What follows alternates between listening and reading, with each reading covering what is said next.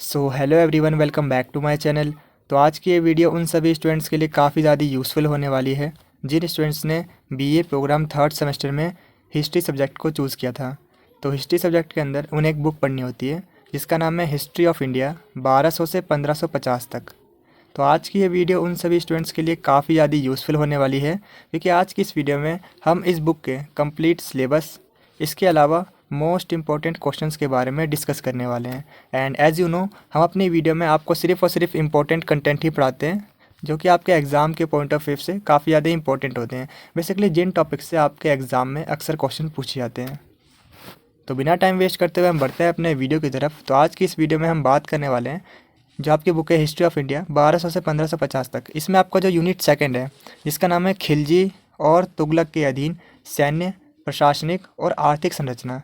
यानी कि जैसे कि आपको पता ही होगा, दिल्ली सल्तनत में जो दो वंश हैं खिलजी और तुगलक, तो बेसिकली हमें इनके सैन्य, प्रशासनिक और आर्थिक संरचना के बारे में जानने को मिलेगा। और अगर मैं आपको इस यूनिट का एक कंक्लूजन बताऊं कि इस यूनिट में आपको किन टॉपिक्स को अच्छे से समझना है, यानी किन टॉपिक से आपके एग्जाम में अक्सर क्वेश्चन पूछे जाते हैं, तो वो टॉपिक है अलाउद्दीन खिलजी के बाजार नियंत्रण नीति।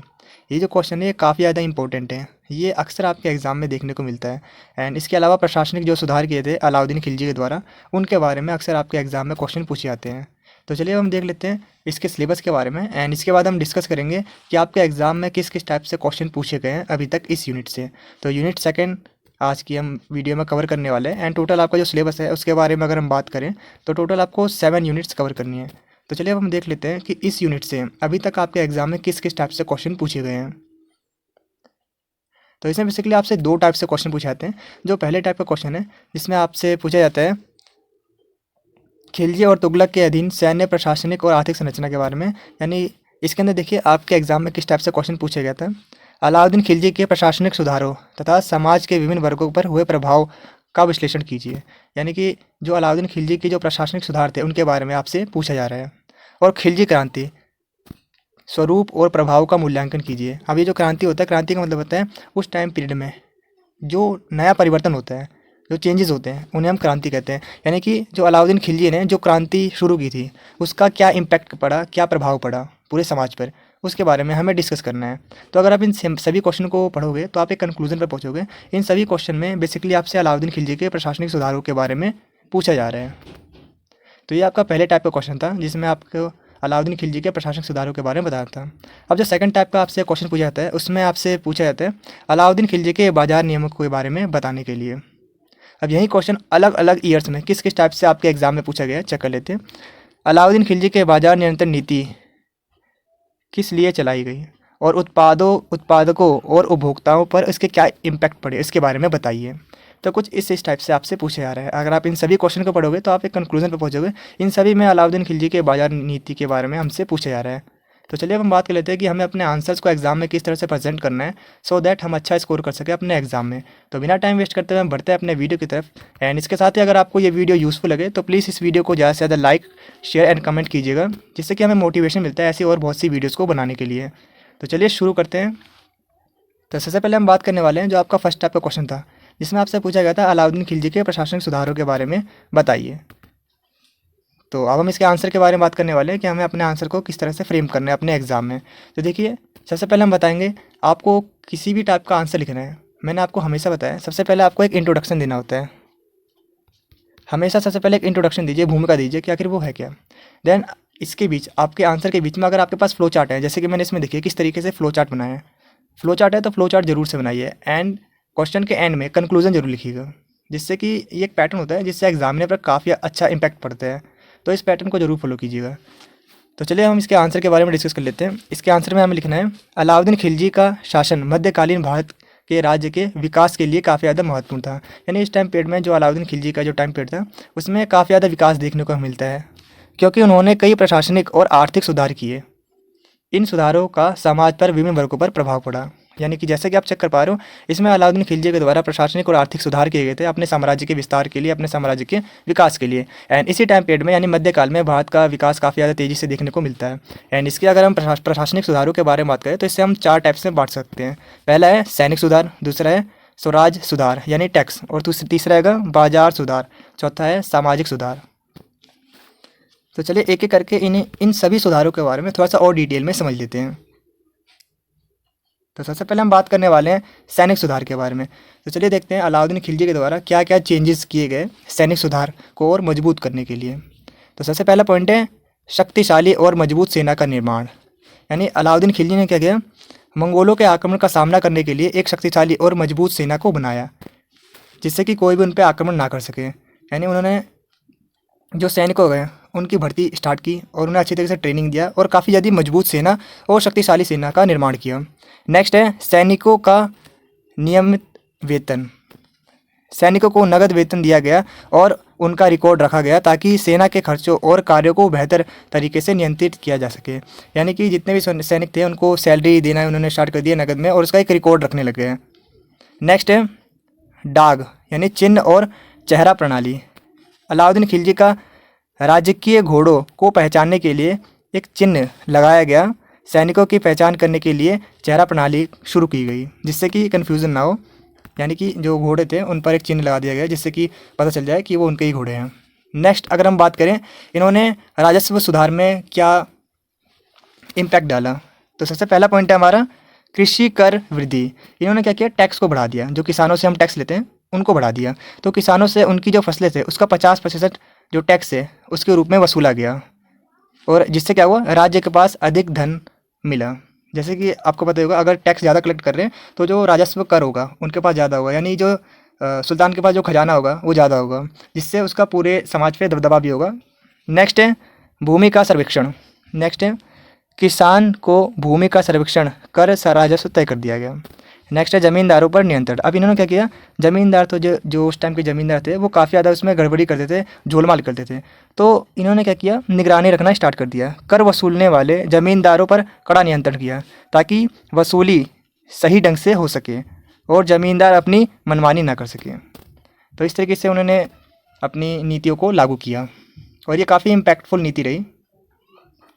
नेक्स्ट अगर हम बात करें उन्होंने बाज़ार सुधार में क्या क्या इम्पैक्ट डाला, वस्तुओं की कीमतों को तय कर दिया, यानी कि उन्होंने MRP कर दी, क्योंकि काफ़ी सारे वहाँ के जो व्यापारी थे वो क्या करते थे, मैक्सिमम जितने भी सामान खरीद कर आते थे उससे ज़्यादा में बेचते थे, अपनी मनमानी करते थे। तो उन्होंने क्या कर दिया, MRP को लागू कर दिया। अनाज, कपड़े, दवाइयाँ, घोड़ों, हथियारों जैसी चीज़ें कीमतों राज्य के द्वारा तय कर दी गई, जिससे कि जो महंगाई है वो नियंत्रण स्थापित हो गया और लोगों को सस्ती चीज़ें मिलना शुरू हो गया। नेक्स्ट है बाज़ारों की निगरानी। अब इसमें भी उन्होंने क्या किया, बाज़ारों में वस्तु और कीमतों और गुणवत्ता पर निगरानी रखने के लिए अधिकारियों को नियुक्त कर दिया है। वो उस पर निगरानी करते हैं कि कहीं कोई गड़बड़ी तो नहीं कर रहा। नेक्स्ट है जमाखोरी पर रोक। उन्होंने क्या किया, काफ़ी सारे नियम बनाए, जो भी गड़बड़ी करता है उनके लिए सज़ा का प्रावधान किया गया। माफ़ी चाहते हैं, सामान जमा करने वाले उन महंगा, मतलब जो जितने भी जो व्यापारी थे जो महंगा सामान बेचते थे और लाभ प्राप्त करते थे, तो उस पर उन्होंने सख्त सज़ा का प्रावधान किया जिससे कि कोई बेईमानी ना कर सके। तो अगर आपको ये वीडियो यूज़फुल लगे तो इसे अपने 2 दोस्तों के साथ ज़रूर शेयर कीजिएगा, क्योंकि नॉलेज बांटने से बढ़ती है। नेक्स्ट अगर हम बात करें सामाजिक सुधार के बारे में, तो उन्होंने क्या किया, अमीरों और धर्मगुरुओं पर नियंत्रण स्थापित करना शुरू कर दिया। नेक्स्ट है शराब और विलासिता पर प्रतिबंध। उन्होंने अल्कोहल को ही बैन कर दिया। नेक्स्ट है धार्मिक नीति। अलाउद्दीन ने धार्मिक भेदभाव को बढ़ावा नहीं दिया, यानी कि ये भी इनका काफ़ी ज़्यादा अच्छा इम्पैक्ट था, जिससे लोगों के बीच मतभेद ना हो। नेक्स्ट अगर हम बात करें सेकंड टाइप का आपसे जो क्वेश्चन एग्जाम में पूछा जाता है, वो पूछा जाता है अलाउद्दीन खिलजी के बाजार नियमों के बारे में। तो चलिए इसके बारे में थोड़ा सा और डिटेल में समझ लेते हैं कि हमें अपने आंसर्स को एग्जाम में किस तरह से प्रेजेंट करना है जिससे हम अच्छा स्कोर कर सकें अपने एग्जाम में। तो अलाउद्दीन खिलजी ने अपने शासन के दौरान शहरी अर्थव्यवस्था को नियंत्रित करने के लिए और सख्त व्यवस्था कदम बनाने के लिए काफ़ी ज़्यादा कदम उठाए। एंड अलाउद्दीन खिलजी कई आर्थिक और राजस्व संबंधी सुधार किए, जिसे बाजार नियंत्रण नीति कहा गया। अब इनका इम्पैक्ट क्या था, माफ़ी चाहते हैं, इनका उद्देश्य क्या था, सैन्य आवश्यकताओं को पूरा करना, महंगाई को रोकना, शहरी अर्थव्यवस्था पर नियंत्रण स्थापित करना और प्रशासनिक तंत्र को काफ़ी ज़्यादा मजबूत करना। तो ये सभी इनके ऑब्जेक्टिव थे, एम थे, जिससे कि ये पूरे साम्राज्य पर अपना वर्चस्व जमा सकें। तो हमें अपने आंसर को कुछ इस तरीके से प्रेजेंट करना है। अलाउद्दीन खिलजी के बाजार नियंत्रण नीति के उद्देश्य। सबसे पहले हम इसके उद्देश्य के बारे में बात कर लेते हैं। सैन्य आवश्यकताओं को पूरा करना, सेना के लिए खाद्य सामग्री, घोड़े, हथियार जैसी चीज़ें सस्ते दामों पर उपलब्ध कराना। नेक्स्ट है महंगाई को रोकना। बाजार में चीज़ों की कीमतों को तय करके महंगाई को इन्होंने रोकने में सफलता प्राप्त की।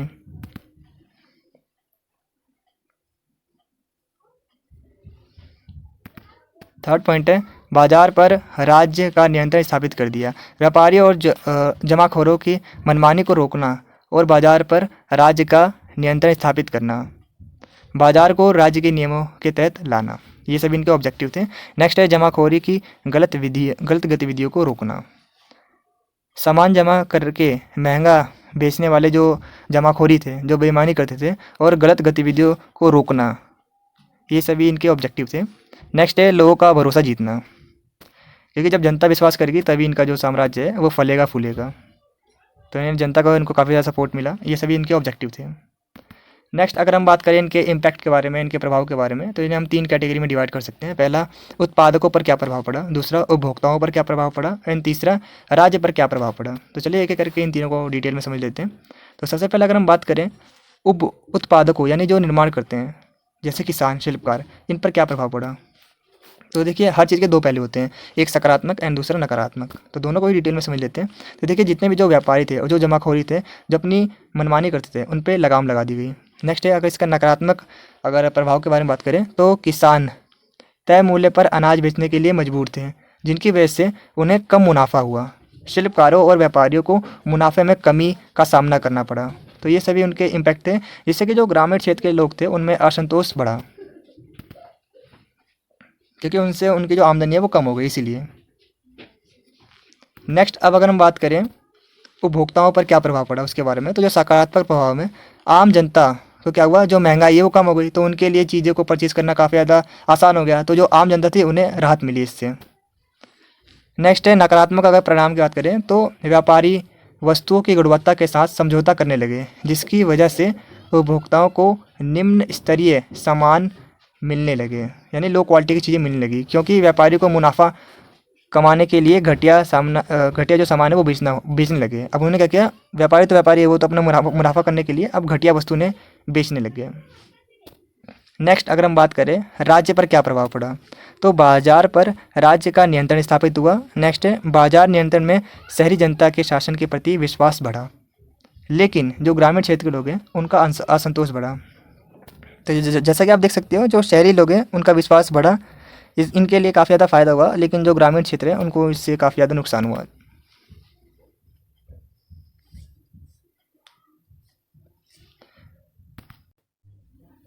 तो चलिए अब हम बात कर लेते हैं अलाउद्दीन खिलजी के शहरी अर्थव्यवस्था पर नियंत्रण के प्रयास के बारे में। अलाउद्दीन खिलजी ने अपनी शहरी अर्थव्यवस्था को संगठित और मजबूत बनाने के लिए कई सारे नियम कानून बनाए थे। नंबर पहला है वस्तुओं की कीमतों को तय करना, यानी उन्होंने MRP तय कर दी, जिससे कोई बेईमानी ना कर सके, अपने कम दाम की चीज़ों को महंगे दाम में ना बेच सके। नेक्स्ट है विशेष बाज़ारों की स्थापना। उन्होंने अलग अलग बाज़ारों के लिए कुछ इस तरीके से अलग अलग जो बाज़ार हैं उनका निर्माण किया। जैसे अगर हम बात करें अनाज के अलग बाज़ार, कपड़ों के अलग बाज़ार, घोड़ों का अलग बाज़ार, इस तरीके से उन्होंने सेपरेट कर दिया।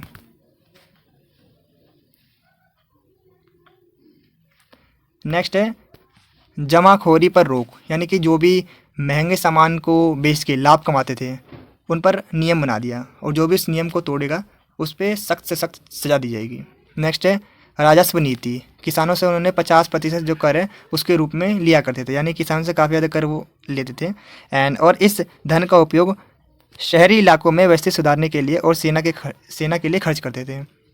किसानों को तय दामों पर अनाज बाज़ार में बेचने का आदेश दिया गया, जिसकी वजह से उनका जो मुनाफा है वो कम हो गया। क्या करते थे, किसानों से ज़्यादा टैक्स लेते थे और उसका इस्तेमाल शहरों में करते थे, जिससे क्या हुआ, जो किसान हैं उनका जो मुनाफा है वो काफ़ी ज़्यादा कम हो गया। इसके अलावा उन्होंने निगरानी रखना शुरू कर दिया, जितने भी जो व्यापारी थे और कारीगर थे उनके लिए सख्त सख्त नियम बनाए, और अगर कोई भी व्यापारी उस नियम को तोड़ता या फिर महंगा सामान बेचता या ख़राब सामान बेचता तो उसको सज़ा दी जाती थी। तो उसके लिए उन्होंने निगरानी रखना शुरू कर दिया। तो अगर आपको ये वीडियो यूज़फुल लगे तो प्लीज़ प्लीज़ प्लीज़ इस वीडियो को ज़्यादा से ज़्यादा शेयर कीजिए, लाइक कीजिए एंड कमेंट कीजिए, क्योंकि आपके लाइक शेयर कमेंट से हमें मोटिवेशन मिलता है ऐसी और आपके लिए यूज़फुल वीडियो बनाने के लिए। So thanks for watching this video.